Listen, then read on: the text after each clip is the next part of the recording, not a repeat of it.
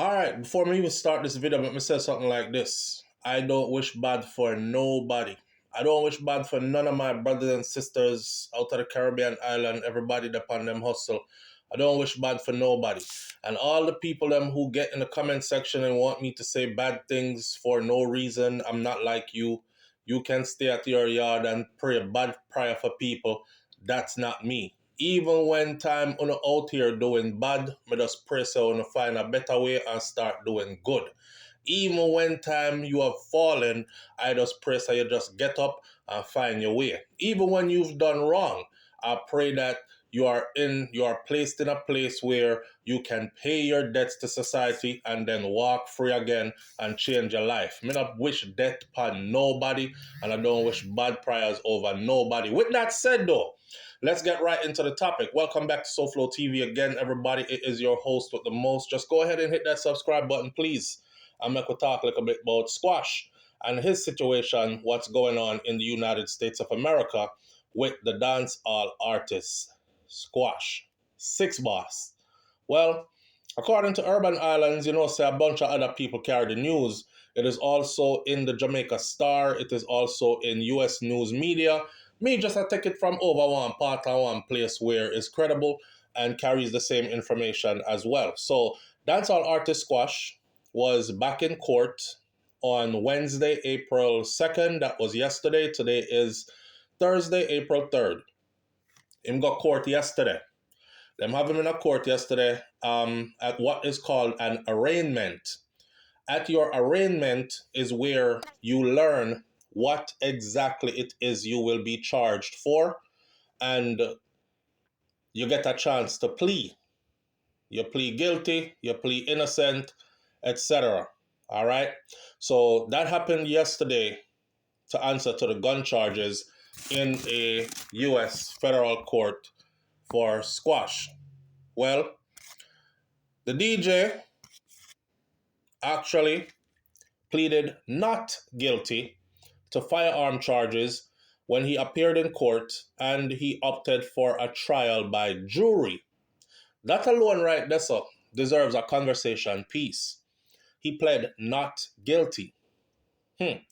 Wait till we go back over the details, as the details were published to the public through the arrest affidavit. See, over here on SouFLoTV, we don't follow what streets say. We follow paperwork. That way we can back up ourselves later when somebody says, where you get that information there from? We can say, go and read the arrest affidavit. It was made public. Wait till we go back over that. So we learn now that Squash pled not guilty yesterday and that he has requested a trial by jury. His next court hearing in Florida is set for April 7th. Today is April 3rd. So April 7th is only a few days away. When he goes back to court on April 7th, the judge will decide on when his trial date will be set for.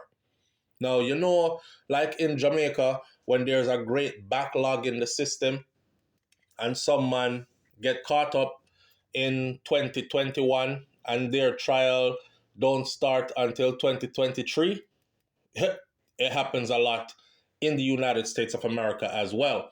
I highly doubt that they're going to stretch his trial for years, though. However, there will be a waiting period if they decide that this is the route that they're going to go. Squash, whose real name is Andre Whitaker, him and another man by the name of Zidane George Prescott, they were arrested in February of this year on charges of possession of firearms. It was said that there was a short-barreled shotgun, a rifle in their possession, and a machine gun, or a gun that amounts to a machine gun, right? We talked about the whole chip Glock situation already. A switch on a Glock turned a semi-automatic weapon into a fully automatic weapon was found in his possession when they got pulled over. Now, police say that on February 24th at around 10:58 p.m., when they had pulled over the Mercedes-Benz sedan, that was being driven by Prescott, not by Squash. He was in the passenger seat. They pulled them over for a traffic offense. According to the paperwork that came out, it says that there was a FBI sting operation in progress, and me no know. Squash must just not have good luck because him walk right into the FBI sting operation, and the individual that they actually had under surveillance is the individual they realized that Squash was interacting with, and is the individual that they said gave Squash something that looked like a gun, which is why they zeroed in on the individual who was driving the car in which Squash was driving or riding in, and they ran his info and found out he's driving on a suspended license as well. So the FBI agents radioed to the local police and told them, pull over that car. The car is heading in XYZ direction. Intercept the car, pull it over, because bam, the driver is driving suspended and suspicious activities from the passenger side of the car as well. Blah, blah, blah. So, naturally, local police followed FBI agents' instructions, pulled the car over, squashing the passenger seat. And in the police report arrest affidavit, it said while they were pulling the car over, they could see into the car and they could see Squash removing something from his waistband and putting it into the glove box. Law enforcement officials said that they asked the driver, usually when they pull you over in the US, a lot of the times they'll ask you stuff like, do you have anything in the car right now? And you could, you can play around with them and be like, anything like what, officer? Do you have any guns or drugs or anything in the car illegal right now? Is what they would ask you to clarify. If you don't have it, you say no. Sometimes people have it and say no, and just by the luck of the draw, the police say, okay, I won't search, just asking, go on your way. But if they have a hunch, they can say something like, I also smell a strong odor of marijuana. I will ask you to step out of the vehicle, please, so we can conduct a search. Once they say they smell a strong odor of marijuana or anything like that, or they are suspicious, or they have suspicions that you may, they can act on those suspicions and go forward with a search as well. For those of you out there who don't know it, you have rights. And whether they search you or not, you still have rights.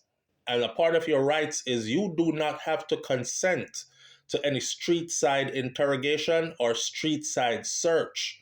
That is what a court of law is there for, right? Now, if they hold you up on the side of the road and they go get a warrant and come back and search you, that's a whole nother story.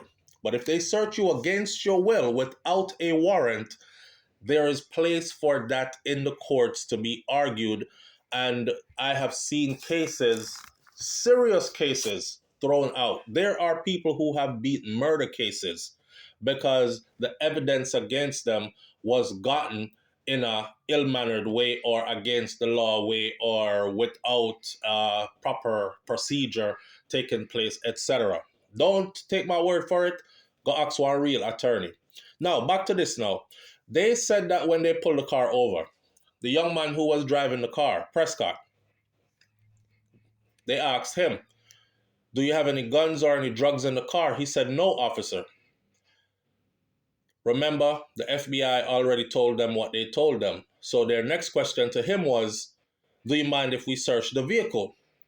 According to them and their report, they said the driver of the vehicle consented to a search. So the more me I think about this whole situation here with Squash, me I feel like, say, I wonder if somebody in him circle is actually working with the feds and draw him in for them. I'm just throwing that out there. Okay? I want you to really think. Now, I said to myself, say, why would you consent to a search? Then again, the police might not have gotten a consent from the driver to search that car. But when we go to court and I, the police officer, say, he said he consented to the search. And you over there, I say, I did not consent to the search. I said I did not. It comes down to your word against a law enforcement officer's word. And guess what? Your credibility is already shot because they searched and they found all kinds of stuff, right? Plus, you was driving on a suspended license, so it makes you look even more not credible. Anyhow, so when the cops uncovered the gun, the cops said, as soon as the driver said he doesn't have a problem with a search, they immediately went straight to the glove box where they said they saw Squash remove something from his waistband and put it into the glove compartment.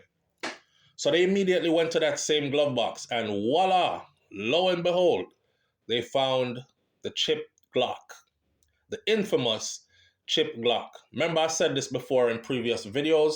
I said if he was traveling with a regular firearm, right? Cool. They caught you with a firearm. You don't have the proper papers to carry that. You're not required to have concealed carry paperwork in Florida.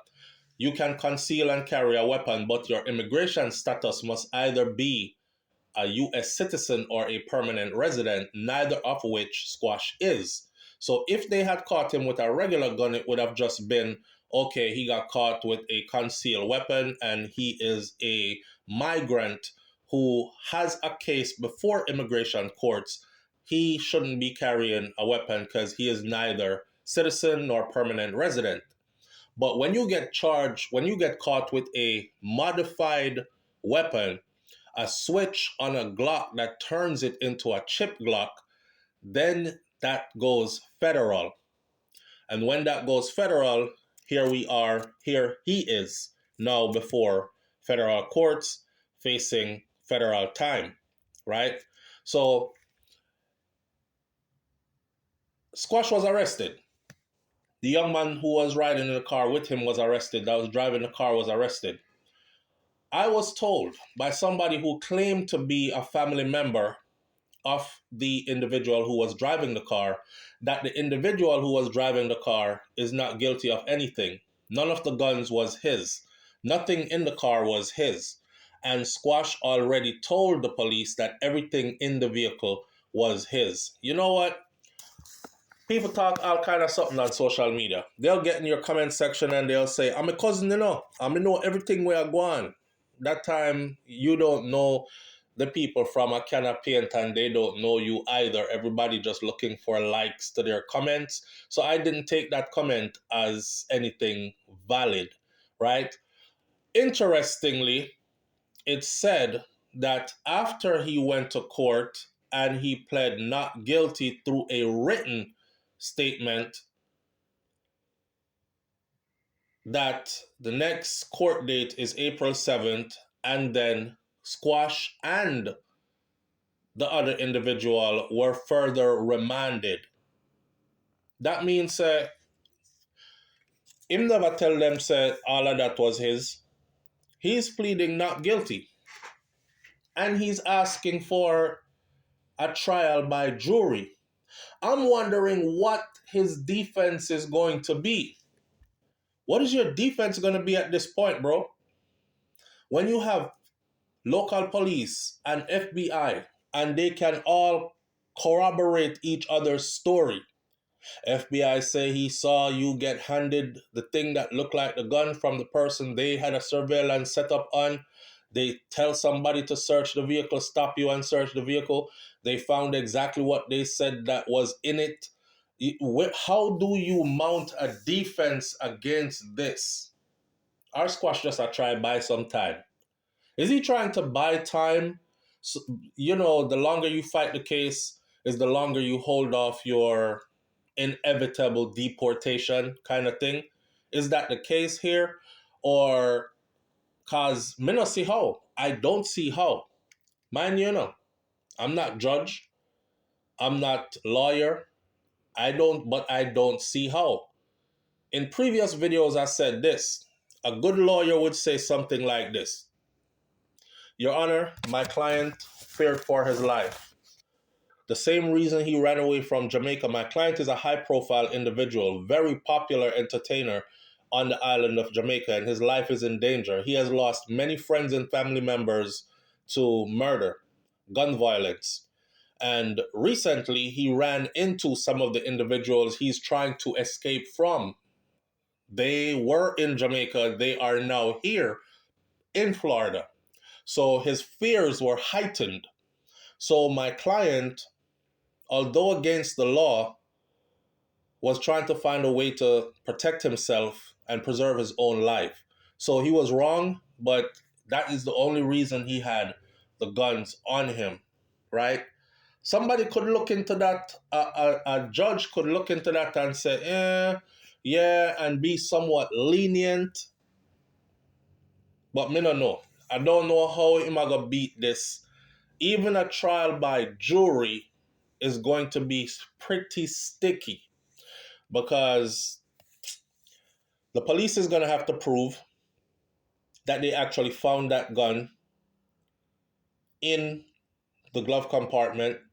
They're going to have to also prove what their statement said, that the FBI had a sting operation going on, surveillance set up on a certain individual. They're going to have to pull all that out in court to show their steps to how they got the car pulled over, how they found the weapons, etc.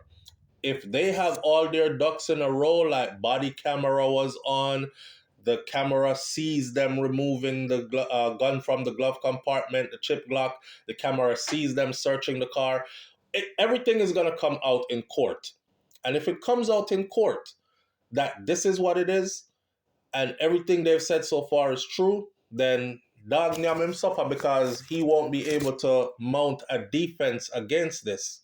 He will only be buying time, inevitably. Now, one thing I know about the court system here is this. You see, if you're guilty, plead guilty. You see, if you guilty, like there is solid evidence that you're guilty, and you don't plead guilty and you take them to court, and you make them waste money to get lawyers to defend the state, to prove their case, when it comes time for sentencing, they usually lean more towards the max sentence for you than anything else. It's kind of like teaching you a lesson, you know? You're guilty, you're wrong and strong, and you got no remorse, and this is how you try to beat the system, so now we're going to F you royally. That's how they play. That's how they play. Now, as far as squash goes, he's a gambling man. You know, and you know how gambling goes. Sometimes you win big, sometimes you lose big. We're going to have to see how this one turns out, if he's going to lose big or if he is going to win big in this one. Now, for those of you who want to know, again, I will reiterate, squash legal status in the United States of America is pretty much non-existent. He did not cross the border and hide to come into the country. He came into the United States of America. It's documented. He came in on a work visa. He came here as an artist, a recording artist, to do shows. He did his shows. He just never returned to Jamaica. He placed a case before the immigration courts in the United States of America. And that's the reason why when they picked him up the first time, he was let go from Chrome Detention Center, which is ICE holding in Florida, right? People were wondering, how the hell him get out? Them hold him already? Them will dip him, because I sneak into the country and them catch him now. That's the reason why they let him go, okay? He came in legally, and he had a full case before the immigration courts. He was placed on immigration probation with an order to report, and he was following up on his reporting, and he was waiting for his day to be called up. Now this happened. This is a whole different scenario, right? It is said that his mom has said that it's better for him to be locked up in a prison than him dead in a casket. And I know some people are going to say, she don't know better because he or she, what y'all want the woman to do? When I want her to say she want her son dead? Because there is no other alternative. When I want her to say she want her son dead? He in the position he in. Ain't nothing his mama in Jamaica can do to help him. Not a thing she can do to help him. Okay? She have to go sit down and watch this like the rest of it. And let me close by saying this. For all of the people that who think that their opinions on social media will sway this one way or another or change the course of how this is supposed to go, this is not Jamaica. This is this is not Jamaica where law enforcement and possibly even judges and lawyers listen to who somebody say the blogger or vlogger is that said X, Y, and Z and roll it out in court as a part of the case. This ain't that. You are in the United States of America now, my friend, and this is going to go down very, very differently. All right. So again, we can argue amongst ourselves. We can say what we want to say amongst ourselves, but please remember this: nobody start get disrespectful with each other because none of what you say is going to apply to the outcome of this. Honestly speaking, under Donald Trump's regime, I think that Squash is going to go to prison and then get deported. That is what it looks like. I hope that's not what happens, because I wish bad for nobody. But, that's how it looked like. The other scenario that I saw was if the feds say found guilty, usually I've seen them do this to people already too. Found guilty. Once they're found guilty, that's all they need to keep you out of the US forever. So once you're found guilty, they'll be like, okay, you're sentenced to 10 years. And then like 2 years into the 10 years or 3 years into the 10 years, they just suddenly one day come knock on your jail cell or on your prison cell and tell you, pack up, you gotta go. ICE is here to collect you. And they got a deportation flight waiting for you. Quite honestly, I thought what they were going to do in this case is they were going to say, you know what? Send him straight to Jamaica. He has a case before the courts. The case hasn't even been called up yet. We don't caught him with guns.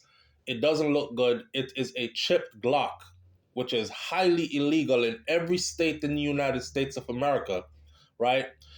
Just send him back to Jamaica right away. And let's not waste the state's money even trying to have a trial. But they didn't go that route. His next trial, his next court date is set for April 7th, where he will then know what date his trial will begin. He has been charged with illegal possession of these guns, and he's going to have to defend himself in court.